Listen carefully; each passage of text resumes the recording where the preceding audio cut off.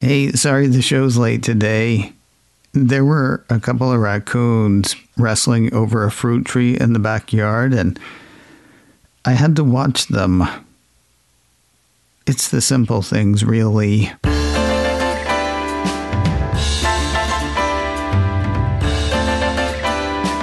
This is macOS Ken. What to expect when you're expecting a new iPad. A look at smartphones from a few sides. An Apple Vision Pro may actually really soon go global this time, really. It is Wednesday, the 15th of May, 2024. I'm Ken Ray, and this is news from macOS Ken. Brought to you by yours truly and sponsored by Pen Chalet, selling exquisite fountain pens for over 10 years with special offers for macOS Ken listeners at penchalet.com/macOSKen. This show is also supported by people like you, patrons through Patreon. Find out more and add your support at patreon.com/macOSKen. It is probably new iPad day for a lot of you guys and gals. Just a week after Apple's Let Loose product event, consumers and store shelves are set to take delivery of brand new models of iPad Air and super thin iPad Pro units powered by the Apple Silicon M4 processor. And you're going to need to run an update. Mac Rumors ran a piece Tuesday saying, it appears that the initial batch of devices will have a special build of iPadOS 17.4 pre-installed, but an iPadOS 17.5 software update will be available in the Settings app right away. Doesn't sound like that's just catching new devices up with the updates everybody else got this week, though.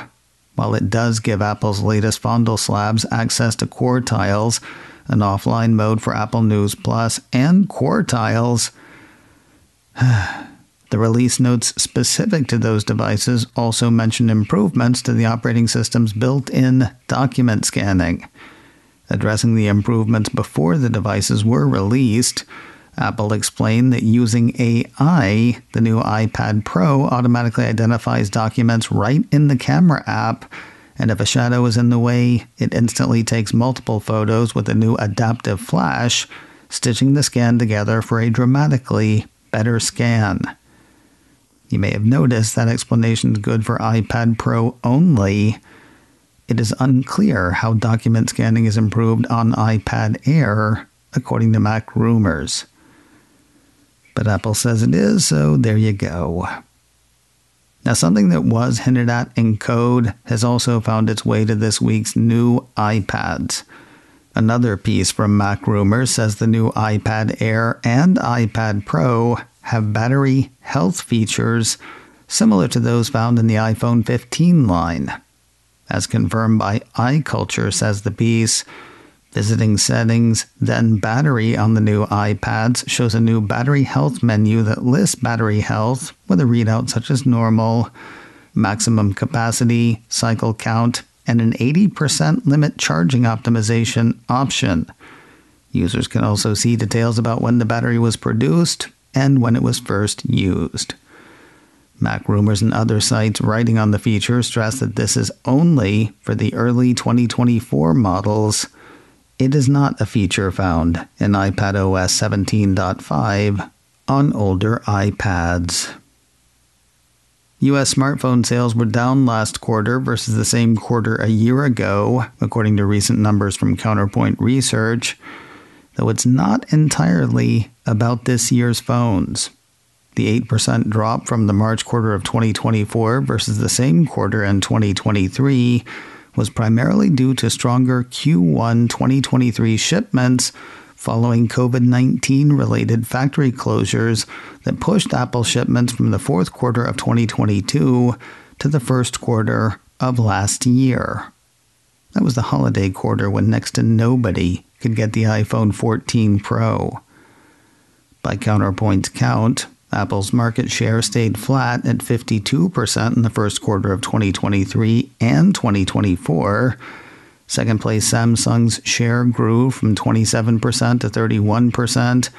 Third place Motorola share grew from 8% to 9%, and everybody else saw shares decline, likely driven by a noted drop in sub-$300 Android shipments. Counterpoint senior analyst Maurice Klein says that's a tougher space these days as carriers push toward more expensive 5G phones and away from lower-cost LTE devices. So what's going to turn the market around? iPhone 16 and the holidays, says Counterpoint Associate Director Hanish Bhatia, noting that Q1 was the sixth consecutive quarter of year-on-year shipment declines in the States. Bhatia says signs are that a recovery in the market has been postponed to at least the third quarter, when new device launches can stimulate demand. There will be seasonal growth drivers in the third and fourth quarter with the holidays and new product launches, especially if we see a strong push for generative AI features in new iPhones. News from the American Customer Satisfaction Index, or ACSI, that might give some Apple followers the agita. 9to5Mac has the age-old consumer sentiment tracker showing owners of Samsung smartphones are just as happy with their devices as iPhone owners are with theirs. The most recent survey had organizers quizzing over 12,000 U.S. consumers, chosen at random between April of 2023 and March of 2024. According to the report, iPhone owner satisfaction increased 1% year-on-year, while Samsung's jumped 3%, forcing a tie between the two at 82 out of 100, 1 point above the overall cell phone satisfaction average of 81. When looking at just 5G smartphones, 9to5Mac says Samsung actually took the crown for 2024, beating Apple by 1 point, 83 to 82. That is one weird stat, if you ask me, which I can't help noticing you did not. What I personally found interesting was the general uptick in cell phone satisfaction. Looking over ACSI's customer experience benchmarks, year-over-year industry trends, people were generally a little happier with smartphone categories overall. That's features like ease of phone calling, variety of phone features, audio quality, and other features like them.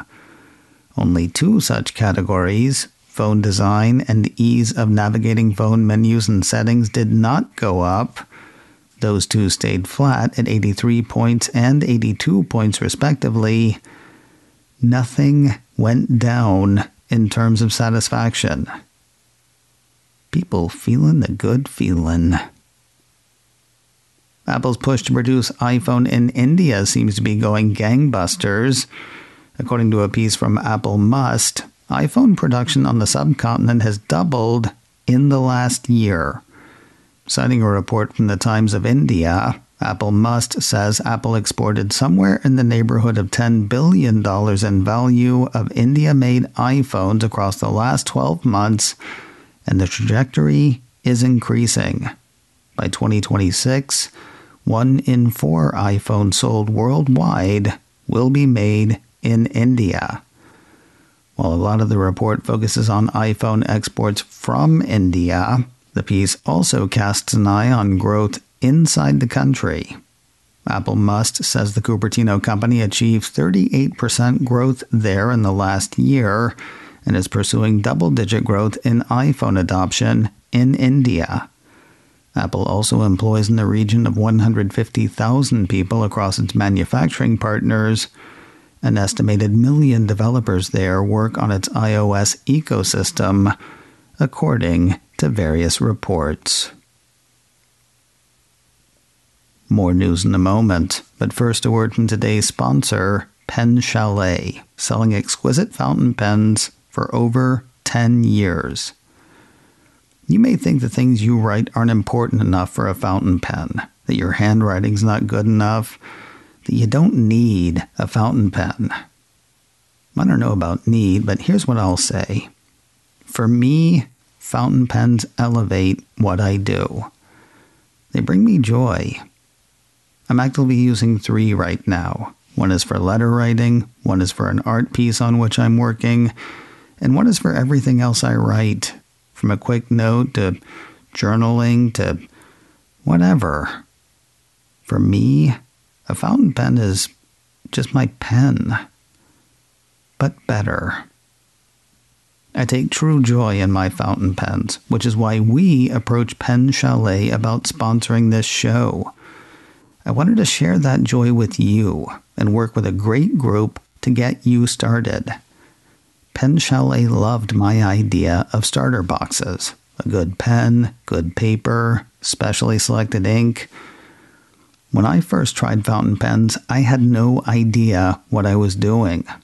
We built the starter boxes at penchalet.com/MacOSKen with a good combination to get you going, all bundled at a discount and all waiting for you. Of course, if you have something else in mind, Pen Chalet can still help.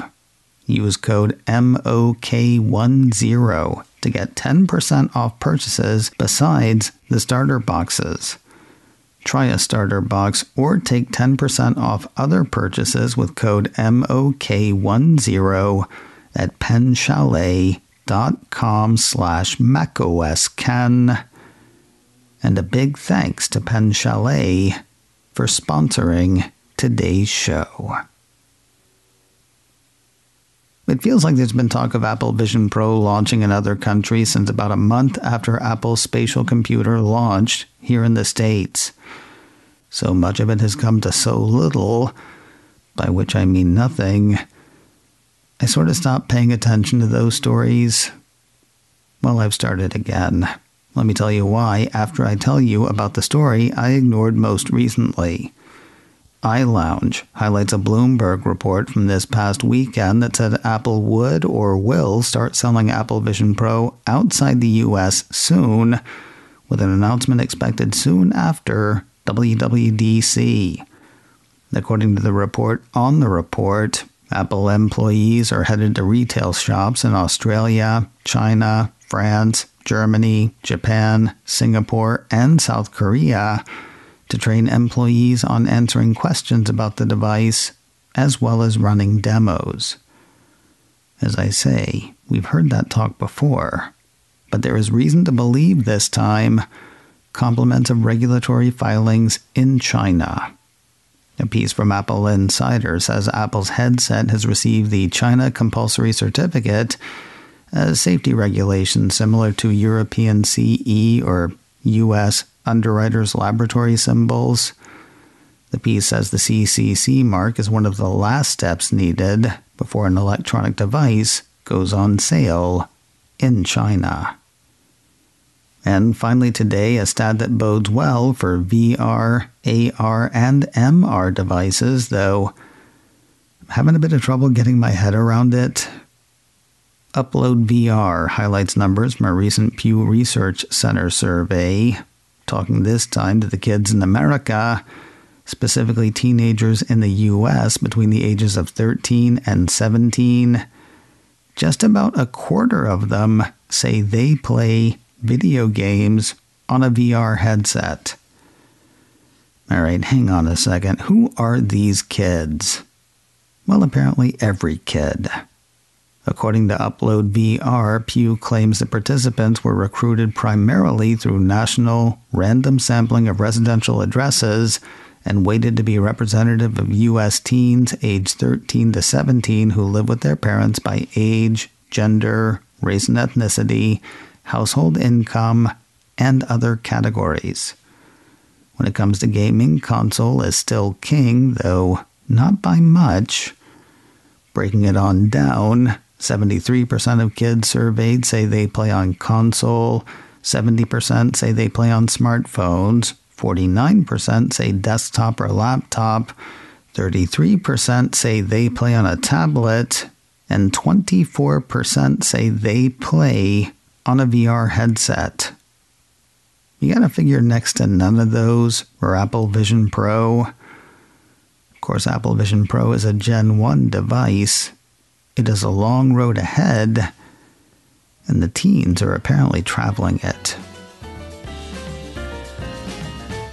macOS Ken, brought to you by me and sponsored by Pen Chalet, selling exquisite fountain pens for over 10 years with special offers for macOS Ken listeners at penchalet.com/macOSken. This show is also supported by people like you, patrons through Patreon. Find out more and add your support at patreon.com/macOSken. Advertising handled by Backbeat Media, online at backbeatmedia.com. You can reach me a couple of ways. Info at macosken.com or call 716-780-4080. Until next time, that is news from macOS Ken. I'm Ken Ray.